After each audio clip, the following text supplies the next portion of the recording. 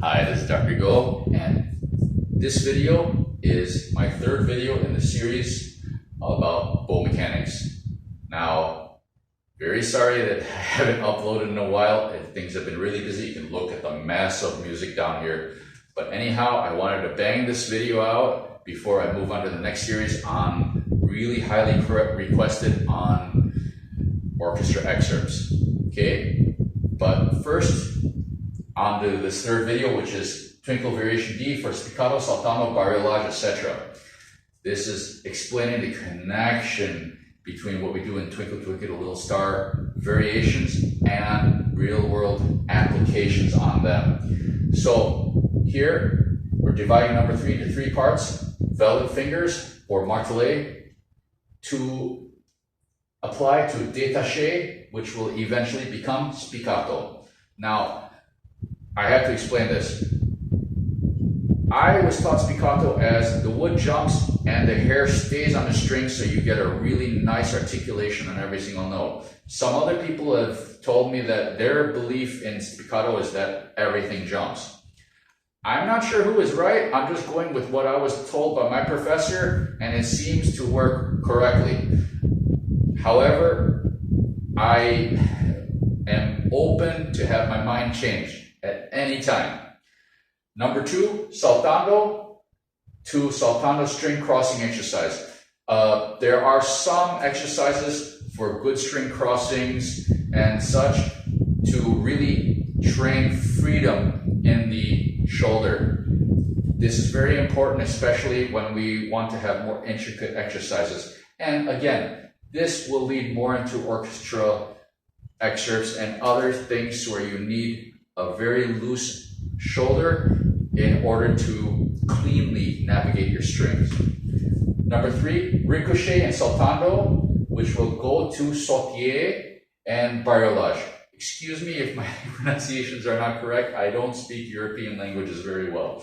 So very sorry if I butchered those names.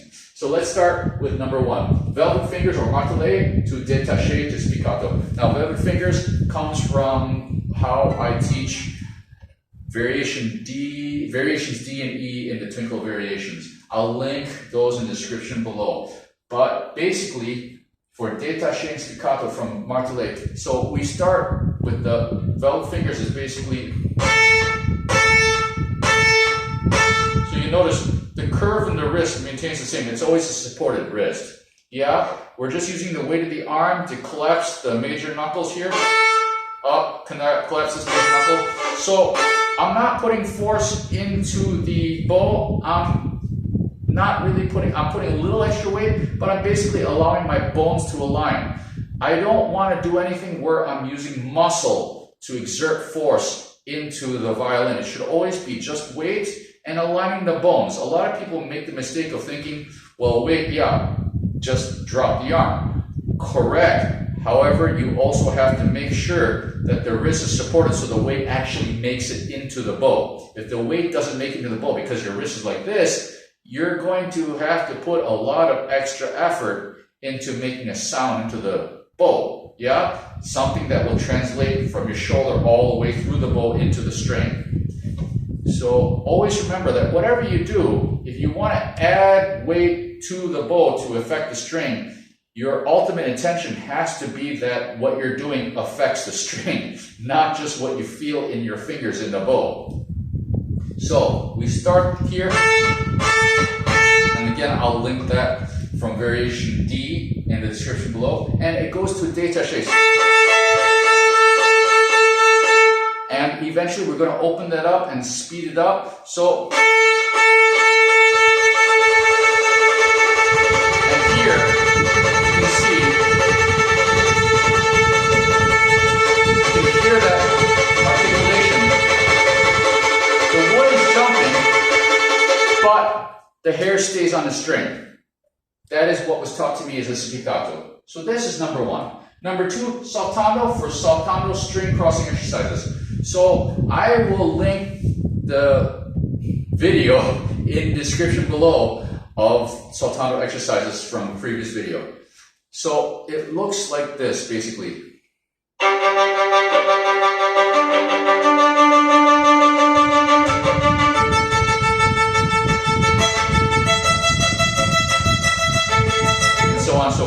So it starts from the Twinkle,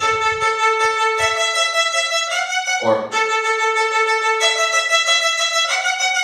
okay, comes from that, and it goes to the exercises from the video, the Saltando video.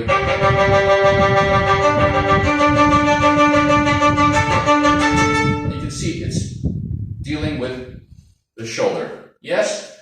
Now we go on to Ricochet and Saltando for Sautille and Bariolage. Now, Ricochet, why is that being included here? Because you have to release the bow. If you want the bow to be able to bounce, you can't have an iron grip on the bow. If you grip the bow, then it doesn't bounce. Okay, so in order for Ricochet to really happen, you have to release your squeezing of the bow. So Ricochet and Saltando, this. Okay, you need to work those two, and it leads to Sautille and Bariolage. How it leads to that is this. From Saltando, we look at my Saltando video, you will see the exercise.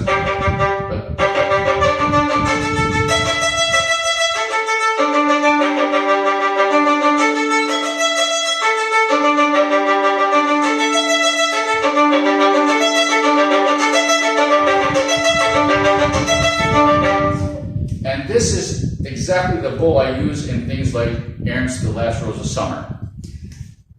For Ricochet, going to Sautille, this comes directly from Ricochet because, as we said, to release. And it was, Sautille was taught to me as where the bow flies, the hair and the wood flies off the string. Again, I have an open mind to be changed. If somebody can direct me otherwise and prove to me, I will change. Anyhow, Sautille. So instead of where the wood jumps but the hair stays on, now the hair and the wood are flying off, okay? And they're flying off because I'm releasing the grip, I'm not holding the bow down, I'm not maintaining the wrist, I'm letting the wrist fly a little bit, and I'm opening the fingers. If you hold the wrist steady,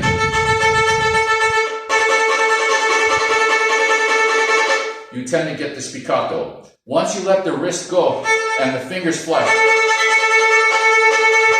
then the hair flies off the string. It's a different sound, it's a different color, different bow stroke. So I hope this begins some conversations or fills in some gaps for some people that are asking about these strokes and how they apply. If there are any further questions, please feel free to ask. And I wish everybody a wonderful time on these beautiful instruments that we call the violin. Thank you.